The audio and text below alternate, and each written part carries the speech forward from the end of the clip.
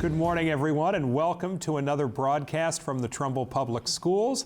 Today is May 5th, 2020, and this is another in our series of distance learning updates. I'm Jonathan Budd, Assistant Superintendent for the Trumbull Public Schools, and I'm pleased to be joined today by Christina Hefele, my colleague, who is our Director of Digital Learning. As promised, we'll be with you today to talk specifically about the use of video in Phase 2 of our Trumbull Public Schools distance learning plan.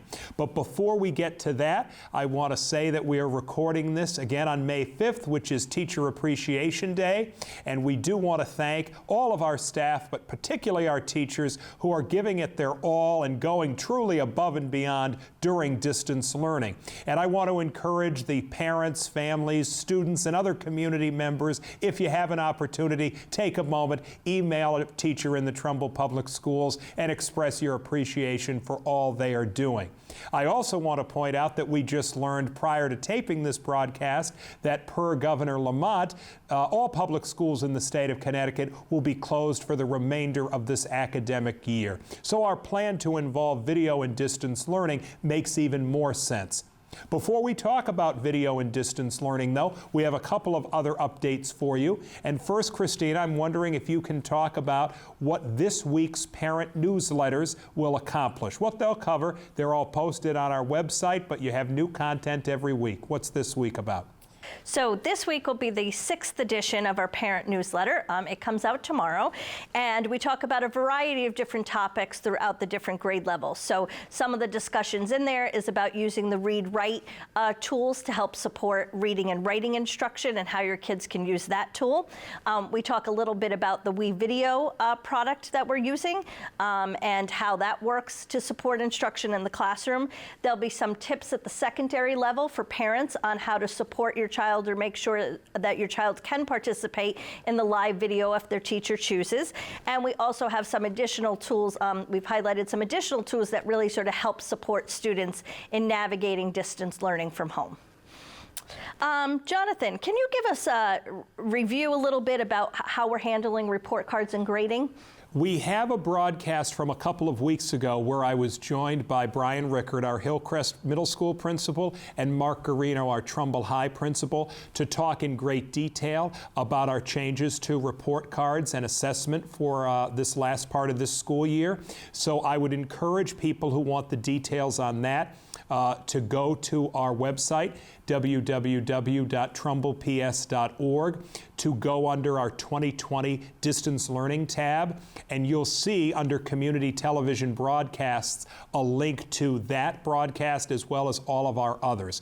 We have modified all of our report cards and our report card systems pre-K through grade 12 to reflect the differences in distance learning. So I would encourage people to review that broadcast and to reach out if they have specific questions after that. Great. And Jonathan, how will paraprofessionals be used in this Phase 2 of distance learning? I've had many meetings with the paraprofessionals, virtual meetings, to get them started. We have in general 3 main types of paraprofessionals in Trumbull Public, as you know, Christina. We have some kindergarten paraprofessionals, 1 for every kindergarten classroom. We have a reading paraprofessional, 1 for every elementary school. And then we have paraprofessionals who work for our PPS department, our special education department, and that's all the way from preschool through our post-high school elite program. So all of our kindergarten and our reading paraprofessionals are supporting the school-based teams through a variety of activities that involve them reaching out to students in different ways. And I'm pleased that that work has started. With our PPS paraprofessionals, school-based teams and principals are integrating them as appropriate. So I would encourage parents with questions about this to contact their school's principal or school-based team in the case of PPS for more details. But our paraprofessionals, like the rest of our staff in the Trumbull Public Schools, are very important to us. They are valued for their expertise and their work with kids, and we're pleased that Phase 2 can bring them into the process. So that brings us to our main focus today, which is the use of video during phase 2 of distance learning. And I think I should premise this by saying that all of us know very well, now that we're in May and we've been doing distance learning since mid-March, that distance learning cannot replicate or even come close to the richness of an actual classroom teeming with kids with an educator right there in front of you. However, we can do some things during distance learning that might allow for additional enhancements through video. So we're going to talk about video today in 2 phases. The first is recorded video, and the second is live video. And we've been talking to and training teachers in both of those categories. So first with recorded video, Christina, why might a teacher choose to do some recorded video for distance learning? Well, what we're finding works best with recorded video is often teachers want to instruct students on a particular concept. So they'll often select to do recorded video because students can rewind. So if they need to hear it again, they can have it repeated to them. Teachers can build into the recorded video options for the students to reflect or to think about something so that they can pause a video. So we're really finding that teachers are really effectively using that recorded video when they really want to deliver a message to the students in sort of a controlled way and really allow the students for reflection time and really to get the concepts at their own pace. Are there any other examples you could give of recorded videos use from the pre-K through grade 12 spectrum? Yeah, I think we have some great examples over the last few weeks. It's at the preschool level or even kindergarten, first grade, all the way up to 5th grade. You'll often find teachers reading a text or reading a story to the students. It really gives those younger elementary schools and students an opportunity to connect with the teachers, to see them reading, to see, you know, how they read, to sort of model that good behavior on sort of reading practices. And then at the secondary level, we'll often find teachers using it to teach a concept. So if you're, you know, need to do a review with your students on teaching fractions, for example, it's really nice for the kids to have a video of their own teacher teaching those fractions or teaching the phonics unit before the students are able to do the work on their own. So all that sounds fantastic, but we also know that live video could also have some advantages. So could you talk about why a teacher might be interested in live video? Yeah, so over the last week, we've been working with a variety of different teachers to sort of talk with them about how they would use live video as we begin to roll this out in the district. We're finding that a lot of teachers would like to use it and intend to use it for things like office hours. So I'm available from 1 to 2. Anybody who has a question about the video that I posted can stop by, drop in, and ask a question.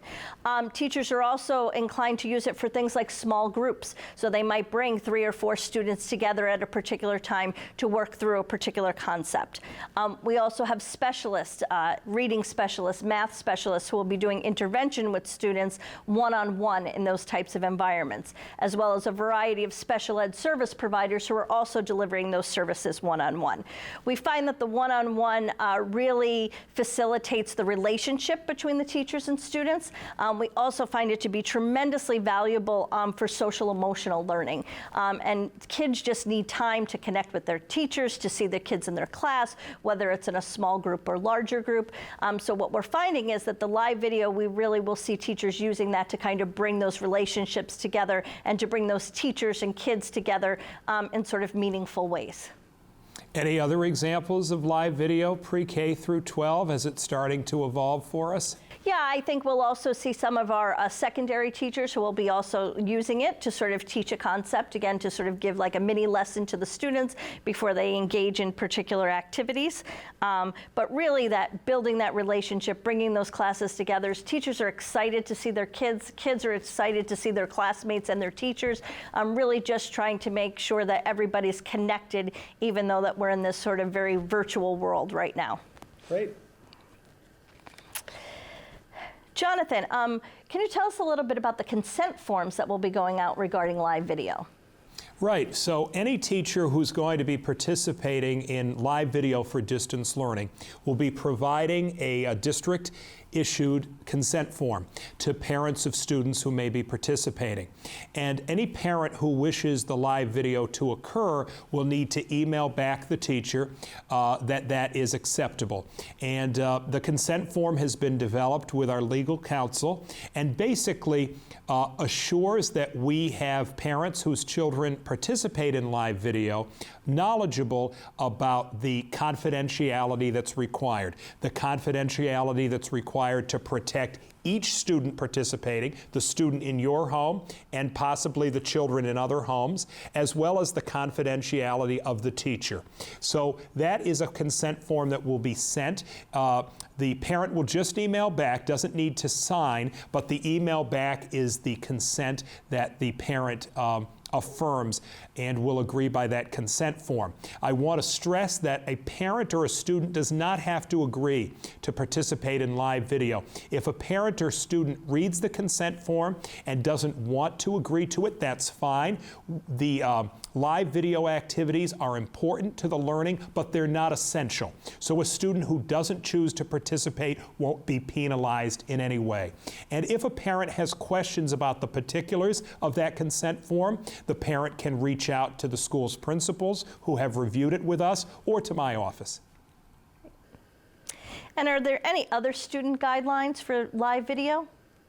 Sure. What we have learned with other districts is the importance of helping students really focus on the live video for distance learning. And to the greatest extent, my advice to parents or guardians who are going to have their children participate is you want your child to focus in a quiet, well-lit environment with minimal distractions. The consent form will include that no one else in the family, including the parents, should be participating in the learning, just the student, like if we were in the actual school setting. And the student is also expected to follow all general school rules. So the student should be dressed as if the student were attending school. The student should have his or her materials there. We, especially at the K-5 level, know that much of the live video may be focused, as you say, appropriately on the social aspect of interacting with your teacher and a few other kids, as well as emotional connections. So, especially at the K-5 level, there may not be academic content covered in the live video, particularly to start. However, we would still suggest that strong attention to the actual experience is important so that the student understands it is an extension of school in the home environment. Great. Will teachers be recording these videos in case my student can't join at the time given? That's a great question. Recording of the videos by the teacher or by the parent is not permitted based on the consent form and based on various provisions of the Family Educational Rights and Privacy Act. It's a live experience, but there's no record that can be maintained of it. So you're going to talk next about training that we have been providing for our over 600 teachers in the Trumbull Public Schools. Yes, so yesterday we started with our secondary folks in middle school and high school and offered a variety of optional training sessions for them to get information on the consent form, what the best practices are for doing video. For the remainder of this week, our tech integrators will be providing technical training for teachers on how to use Google Meet, how to use it integrated into Google Classroom, and how to manage those meetings online. So we expect that to continue through this week. After we're done with secondary folks, we'll be actually providing the same types of optional training for teachers at the elementary level. So the hope is in the next couple of weeks, any teacher who has wanted to participate in our training has had the opportunity to do training. We also have the tech integrators available to answer any follow-up questions and to help teachers who may have additional questions outside of the training that's provided. One important thing that you've mentioned that I want to add to is that the best aspects of our professional workshops during this time are that they are developed by Trumbull Public Schools teachers, led by Trumbull Public Schools teachers, and responsive to the curriculum in Trumbull Public Schools. So we have our technology integration specialists throughout the district. They are being joined for the elementary PD by some very interested elementary teachers who have stepped up to the plate to lead workshops for their colleagues. And we have found over many years that this kind of approach really supports our teachers as well as those teachers who want to lead their peers toward higher learning. Jonathan, you spoke a little bit about participation in live video being optional for students. What about for teachers?